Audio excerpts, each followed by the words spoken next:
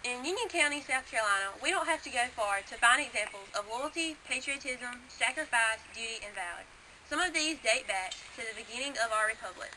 Unknown to those of you who were schooled in the Yankee-dominated American history text, many of the most significant battles of the American Revolution, especially the critical campaign of the fall of 1780, were fought in and near Union County. Today we are gathered at the old Union Church Cemetery and the resting place of several such patriot heroes, including our subject, Major Thomas Young. Thomas Young's resting place.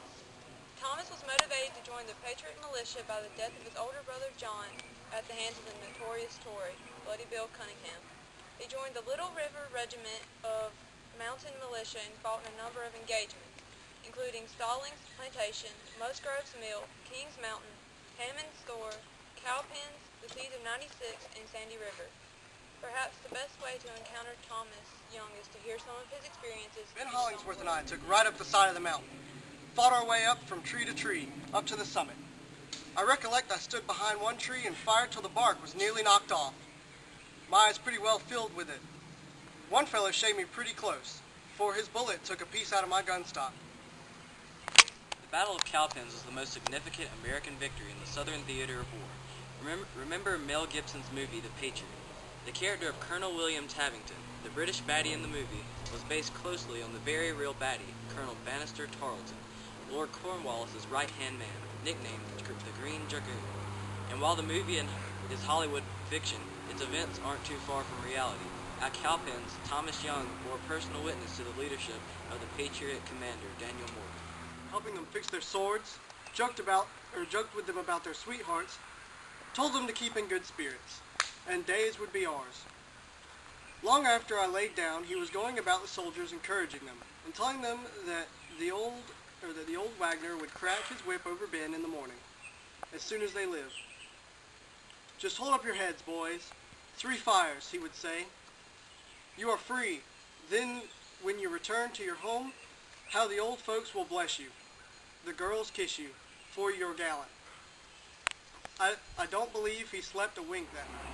At the close of the battle, with Tarleton's Tory Legion routed and in flight, Young was wounded and captured. Again, in his words, "My pistol was empty, so I drew my sword and made battle. I never fought so hard in my life. I knew it was death anyhow, and I resolved to sell my life as dearly as possible. In a few minutes, one finger on my left hand was split open. Then I received a cut on my sword arm by a parry which disabled it. In the next instant, a cut from the saber across my forehead. Then skin slipped down over my eyes, and the blood blinded me so that I could see nothing. Then came a thrust to my right shoulder blade, then upon my left shoulder. On the last cut at the back of my head, I fell upon my horse's neck. They took me down, bound my wounds, and placed me on the horse, a prisoner of war."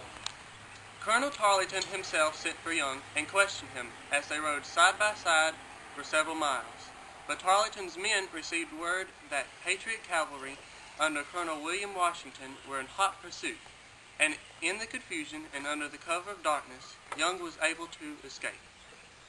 Later, at the Siege of 96, the American advance was stymied by the cannons of the British fort. Young relates, The idea struck old Squire Kennedy, who was an excellent marksman, that he could pick off a man now and then. As they went to the spring, he and I took our positions, went into the woods and practiced at 200 yards. We took our position, and as a fellow came down to the spring, Kennedy fired and he fell. Several ran and gathered around him.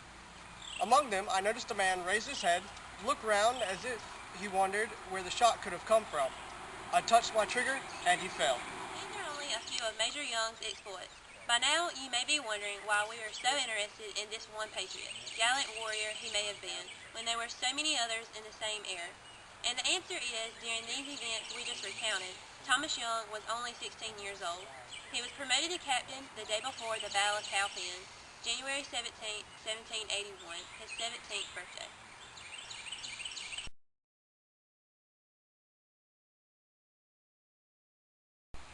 This is Colonel Thomas Brandon, the commander of our regiment.